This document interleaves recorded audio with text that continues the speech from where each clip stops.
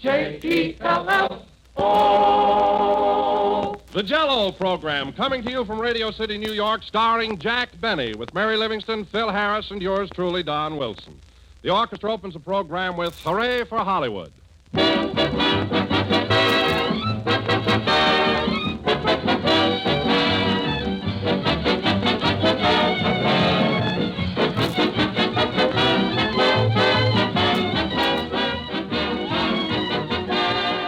It hardly seems possible, but it's true. Only 12 more shopping days till Christmas.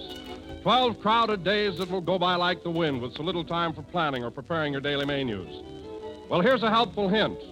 Stock up on Jello tomorrow, for with Jello on your pantry shelf, you can win that race with the old clock. Jello dissolves instantly, sets quickly, and offers you dozens of delicious desserts prepared in next to no time. It tastes just grand served perfectly plain in any of those 6 delicious flavors. Or you can dress it up with different canned fruits for a touch of quick and easy variety. Just be sure to get genuine Jello when you buy, for Jello brings you that delicious, extra-rich fruit flavor, a rich, full-flavored goodness that simply can't be topped.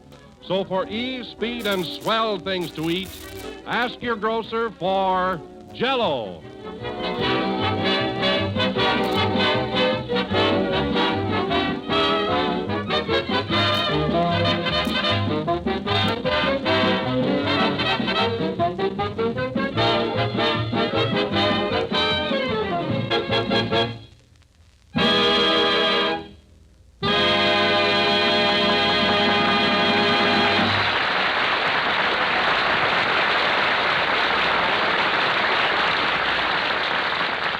Hooray for Hollywood, played by the orchestra. Now, ladies and gentlemen, we bring you a man who came to New York in the middle of winter without an overcoat and still hasn't bought one, Jack Benny. Thank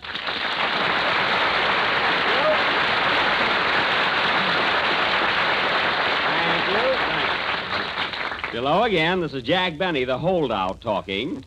And, Don, I wish you'd stop harping about an overcoat. I told you last week I don't need one. I know, Jack, but it's dangerous to walk the streets this kind of weather without a coat. After all, this is winter. Don, believe me, cold weather doesn't bother me. I'm just naturally rugged. Well, I was the first fellow in Waukegan to ever get a haircut in the middle of December. I can take it. Well, that may be so, Jack, but I still think that you're not dressed warm enough. Why, Don, it hasn't been so cold this week. As a matter of fact, it's been raining most of the time. Then why don't you buy a raincoat? Listen, Don, are you selling clothing or Jello? Jello. Then stick to it, or I'll fatten up Graham McNamee for your job.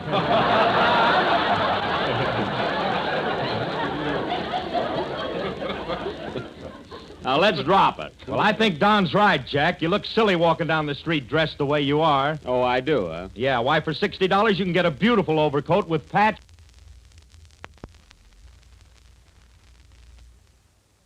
Didn't notice it. Well, look at them now. Look at those 3 violinists in the front row. You'd think Congress had just passed a law against borscht.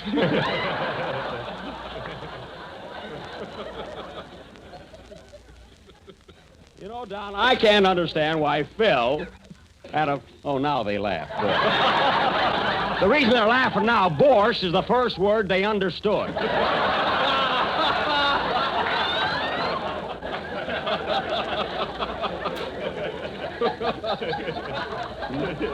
You know, Don, I can't understand why Phil had to pick out an orchestra that works for Fred Allen. Now, wait a minute, Jack. Maybe they're worried about something. Maybe they're serious musicians. Serious? Last Wednesday night, all Allen said was, hello, Porty, and those guys went into hysterics. Well, maybe they jumped their cue. You nearly jumped yours. Yeah.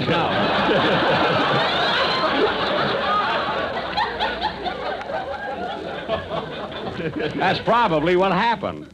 Now, you know, I don't mind Allen telling him when to laugh and applaud. But when he throws lighted matches around to get them to stamp their feet, that's going too far. Oh, hello, Mary. Hello, Applecart. What upset you now? Oh, it's that smart aleck orchestra Phil had to ring in on me. I wish you'd just ignore him, Mary.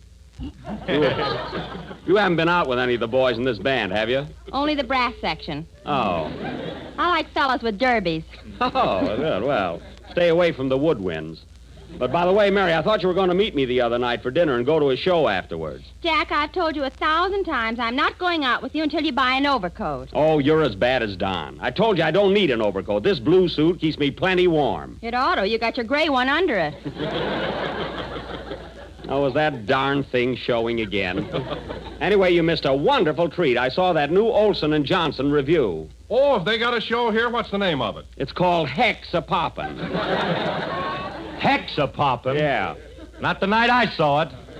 Go away, Phil. Just say, Mary, you missed a grand evening's entertainment. Well, to tell you the truth, Jack, I went over to visit my folks in Plainfield that night. They're having trouble with the landlord again. Hey, that's been going on for years. Mary, your father's working. Why doesn't he pay the rent? Oh, he says everything belongs to the Indians anyway. Well, the least he could do is give the landlord a string of beads. The only thing I can't understand, Mary, is how your family keep from being thrown out. Thrown out? My folks move so often, Mama wears a gypsy costume. Oh.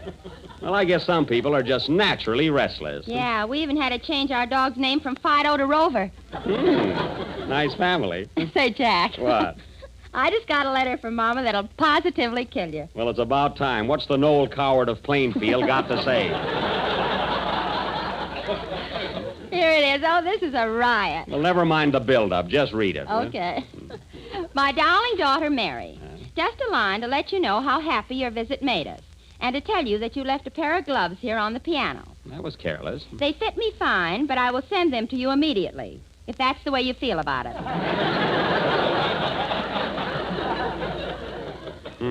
Anyway, it's lucky you left when you did. I think your sister Lulu has the mumps, as she was blowing up a balloon yesterday, and when she stopped, her cheeks wouldn't go down.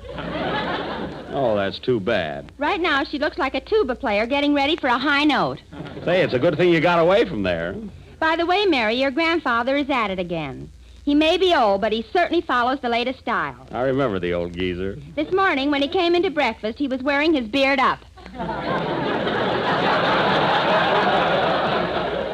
He was. Say, with his beard up over his face, he must have trouble eating. Mama's coming to that.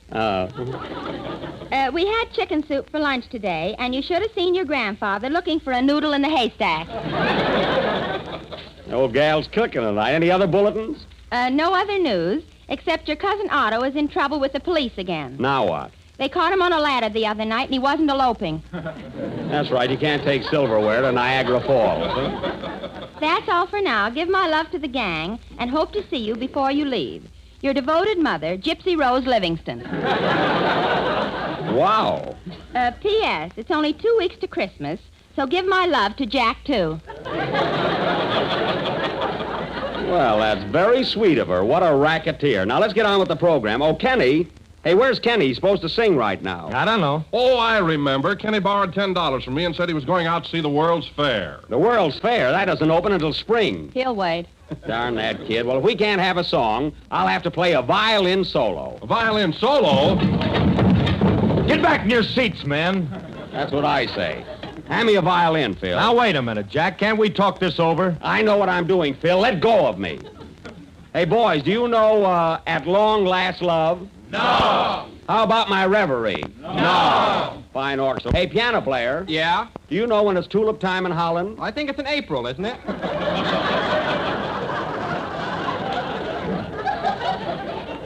Oh, never mind. They'd probably ruin it for me anyway. Well, as long as we have to do without Kenny, play something, Phil. We got to get going here. Hold it a minute. Come in. Mr. Benny? Yes? I'm awfully sorry you're not going to play a violin solo tonight. You are? Well, so am I. But who are we, the people? Get out of here. Be glad when the beaver season opens. I'd like to bag him.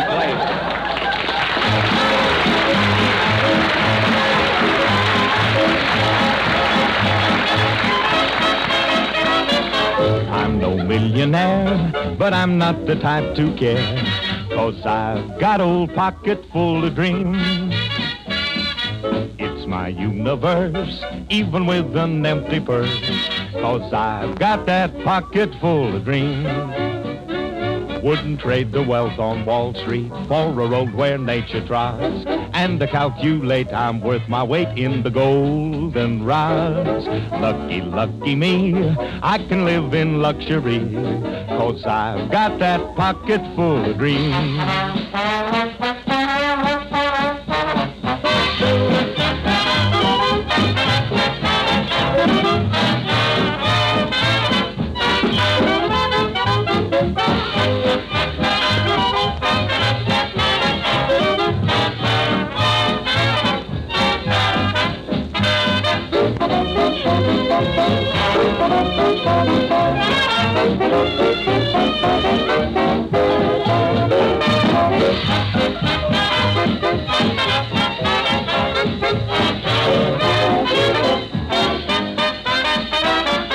I'm no millionaire, but I'm not the type to care, 'cause I've got that pocket full of dreams. It's my universe, even with an empty purse, 'cause I've got old pocket full of dreams. Wouldn't trade that wealth on Wall Street for a road where nature tries, and to calculate I'm worth my weight in the golden rod. Yeah, man. Lucky, lucky me, I'll go on in lovery, 'cause I've got old pocket full of dreams.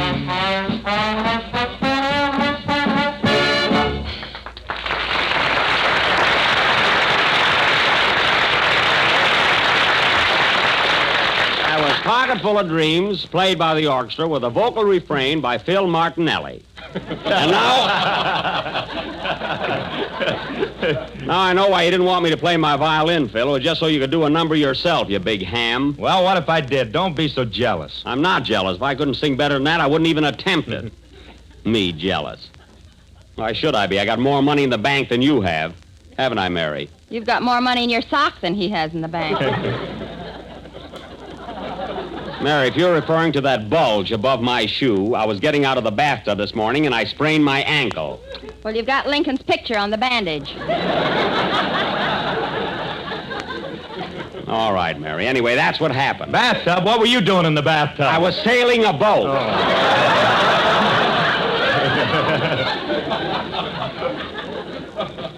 What was I doing in the bathtub? What do you think I was doing? Diving for pearls?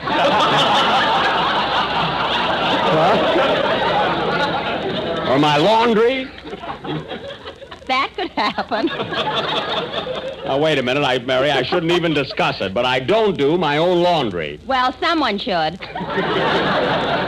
All right, just keep it up, fellas. Just keep it up.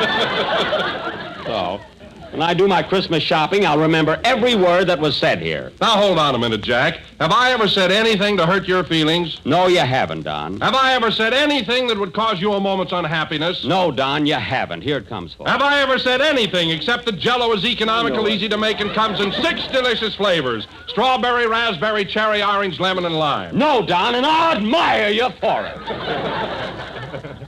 To prove my faith in you, I'm going to let you handle the show from now on. Where you going, Jack? Well, I've still got a lot of Christmas shopping to do, and I thought I'd finish it up today. You can handle things around here, can't you, Don? Oh, sure, Jack. Go right ahead. Can I go with you, Jack? Yeah, because if I leave you here, you're liable to say something about me. All right, I'll go with you and say it. Hey there. Come on, Don. I'll see you. We're going ahead. I'll see you later.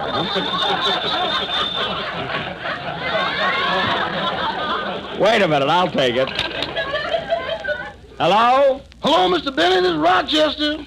Oh, well, it's about time. We've been in town 10 days, and it's the first I've heard from you. Where are you? I'm up here in Harlem enjoying a little Southern hospitality. Oh, well, you know, Rochester, even though we're in New York, you still have work to do. I thought this was a pleasure trip. Pleasure trip? I've had to unpack my own bags, answer the phone, and do everything myself. You expect to get paid this week, don't you? Definitely. I thought so. What have you been doing? Well, last Wednesday night, some friends of mine threw a big banquet in my honor. Oh, did you have a good time? I don't know. It ain't over yet.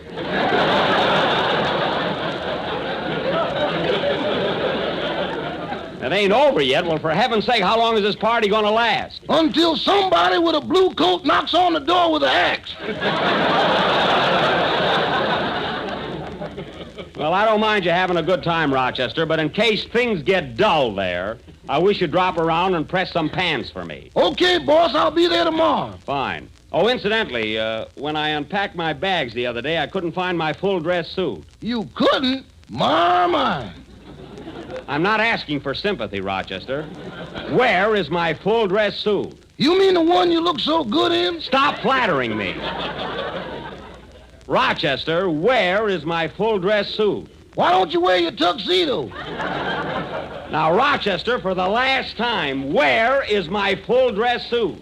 Well, I'll be doggone. I got it on. I thought so. Of all the brazen, unmitigated nerve, how dare you put on any of my wardrobe? How dare you? Are you disappointed in me, boss? Disappointed. Now, listen to me, Rochester. Yes, sir? I want you to be at my hotel at 8 o'clock sharp tomorrow morning. Shall I come formal?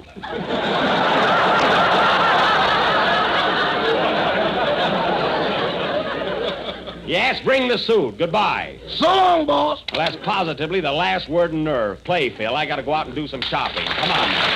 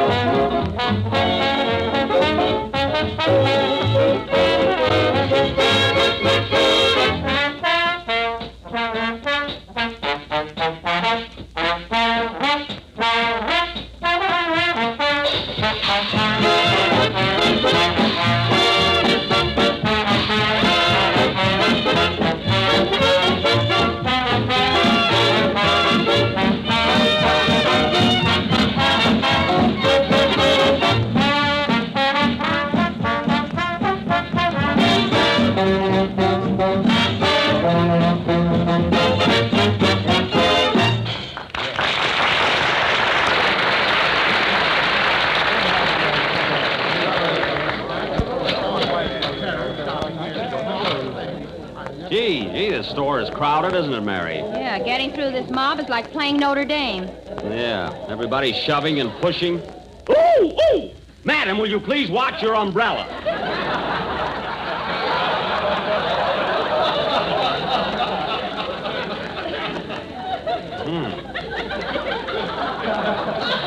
You better stick close to me, Mary, and don't get lost. And take your hand out of my pocket. Not my hand. Then whose is it? Well, for goodness... Hey, buddy, what are you doing with your hand in my pocket? I don't know. I guess I'm an optimist. Let's get away from here, Mary. Now, let's see. Here's my Christmas list. An electric razor for Don, a necktie for Kenny, a chorus girl for Phil, and, What are you going to get for me, Jack? I'm not going to tell you, Mary. It's a surprise. It's something between a Rolls Royce and a compact. I'll bet the last will be first. Oh, I don't know about that. Remember last Christmas I gave you that lovely bottle of perfume? Fine perfume. I put some on my handkerchief and had to bury it. No, it wasn't that bad. Incidentally, I have to buy some. I wish you'd help me pick it out. Okay, here's the counter, Jack. Oh, yes. Pardon me, miss. I'd like to get a bottle of perfume. Yes, sir. Now, here's something new this season that's very popular. Well, what an attractive bottle, isn't it, Mary? Yeah. What's the name of that, miss? It's called Springtime in the Bronx. Oh, yes, it's lovely that time of year with the bagels all in bloom. But, miss, look, I'd like something a little more exotic. Something, shall we say, ooh-la-la? Oui, oui. Well. Now, here's a perfume that's all the rage in Paris. It's called Toujours l'amour voulez-vous. Well, toujours l'amour voulez-vous. What does that mean, Mary? Love, your magic smell is everywhere. Well, it sounds much better in French. How much is that, miss? $10 an ounce or $4,000 a gallon.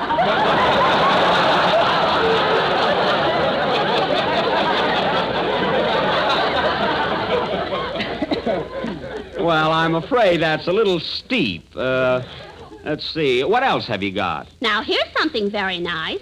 It sells for $3.50 a bottle. Say, that's quite a bargain. Who makes that? Haig and Haig. Oh, I'm afraid that won't do either. Oh, gosh, I don't know. Gee, miss, I don't know what kind of perfume to buy. Why don't you just run some violets through a wringer and make it yourself? Well, of all the impertinence. Come on, Mary, I've got a good mind to report her. Well, it's not her fault, Jack. She's busy. Busy? Yes, when you spend that much time with a girl, you either have to buy something or marry her. Oh. Well, come on, I got to get some neckties for Kenny. And stick close to me, Mary. You'll get lost in this crowd. Hey, Jack, there's that fellow again. Where? Ouch! Buddy, will you please keep your hand out of my pocket? I'm sorry. Sorry, you're the clumsiest pickpocket I've ever met. Well, I'm young yet. And stay away from me until you loin something. Now, let's see. Where's the necktie counter?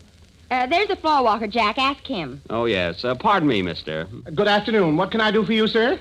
I'm looking for ties. Where can I get a good dollar necktie? I'm afraid you better ask somebody else. Why? I work here. I'm prejudiced. Nevertheless, I'd like to find the necktie department. Where is it? Neckties. Now, let's see. That wouldn't come under crockery, would it? No, it comes under chin, if I remember. Now, look, mister, I haven't got all day. Where can I buy a tie? Well, you don't have to get huffy about it. I'm not huffy. You big dope. Oh, go back to Hollywood and squeeze an orange.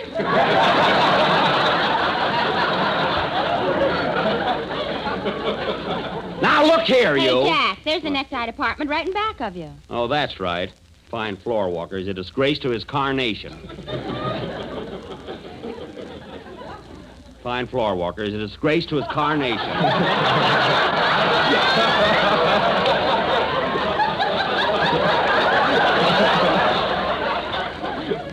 Oh, here we are. Well, there's quite a selection here. Yes, sir. What can I do for you? I'd like to buy some ties. Four-in-hand, bow, or railroad? Look, I want a necktie, a regular necktie. I'm glad to hear that. The one you're wearing is awful. Well, it is a little wrinkled. Now, here's a very snappy tie, mister, with an American flag on it. Oh, yes. Take it, Jack. It'll go good with your white shirt with the stars on it. Yeah, that's right. It is unusual. How much is this tie with the flag on it? $62.50. $62.50? Yes, Betsy Ross made it. For heaven's sake, what is this, a store or a museum? I don't know. I always come in the back door. Well, that settles it. I'm getting out of this joint. Wait a minute, Jack. As long as you're here, why don't you buy an overcoat? I told you before, I don't need one. You do, too. I do not, and take your hand out of my pocket. And come in quicker. Good heavens, you're getting monotonous.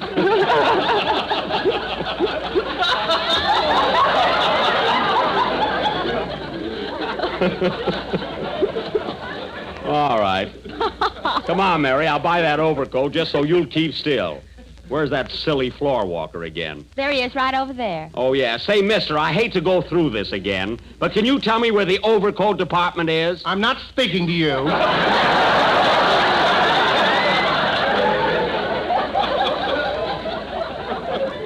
Well, I'm not going to make up with you either. Come on, Mary. I'll find the overcoats myself. You better carry some of these bundles, honey. I'm loaded now. Rochester. Oh, hello, Mr. Billy. You shopping, too? Yeah, I thought you were up at Harlem at a banquet. I was, but I ran into some money with a pair of dice, so my girlfriend brought me down here to liquidate. Oh, I see. Boss, I'd like you to meet Miss Lucille.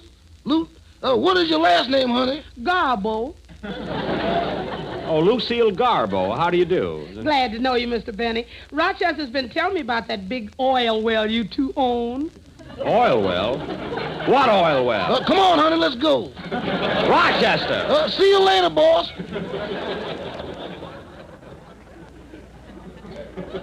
Oil well? Wait till I see him tomorrow. Oh, Jack, I found the overcoat department. I've got one all picked out for you. Look, I'll pick out my own. Where is it? Come on, I'll show you. Now, Mary, while I'm buying my coat, you can run along. You don't have to stay. I wouldn't miss this for $1 million. All right, but I don't want any remarks. Here's the salesman. Isn't he cute? Oh, so that's it, huh? How do you do, sir? How do you do? I'm Jack Benny, and I'd like to buy an overcoat. I see. Oh, Joe. Yeah? Come over here. I'm going to need help on this. Okay, Mr. Peters. Now, what have you got in mind, Mr. Benny? Well, I'd like to get... Now, here's a very popular model. All wool, double-breasted, and wears like iron. Well, it's nice, yeah, but I'd Just rather... try it on. I'm sure you'll like it. Look, I don't care for the color. Try it on anyway. Hold him, Joe. I got him. Now, wait a minute.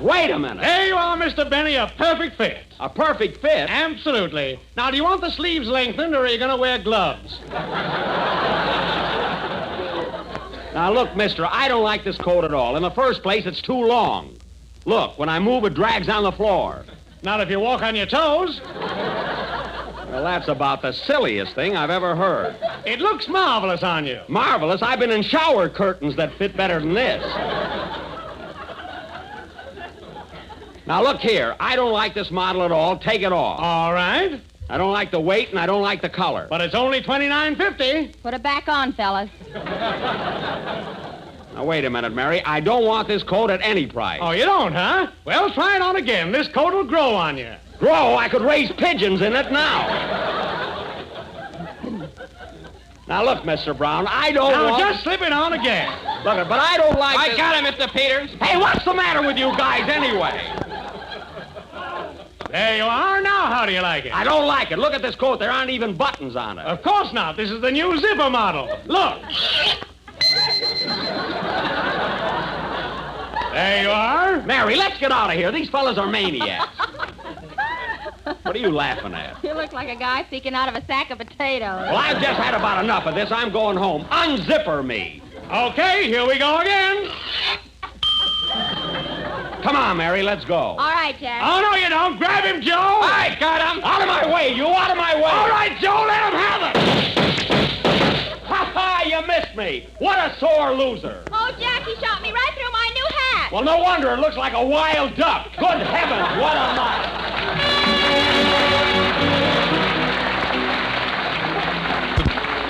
You ever get the feeling that you simply can't think of anything different to have for a dessert?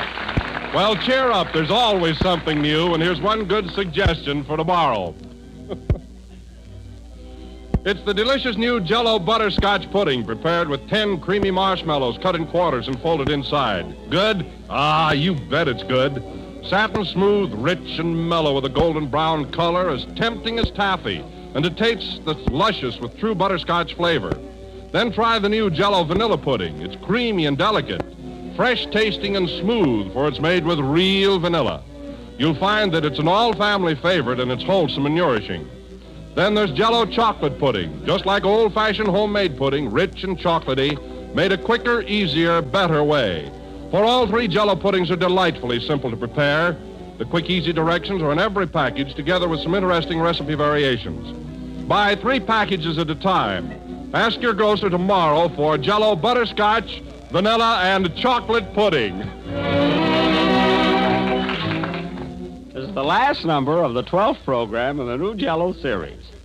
And we'll be with you again next Sunday at the same time, broadcasting from Hollywood, California. And, folks, I want you all to know that I was only kidding before. I really have an overcoat, haven't I, Mary? Yes, but the elbows are out. Of course, that's why I didn't wear it. Good night, folks.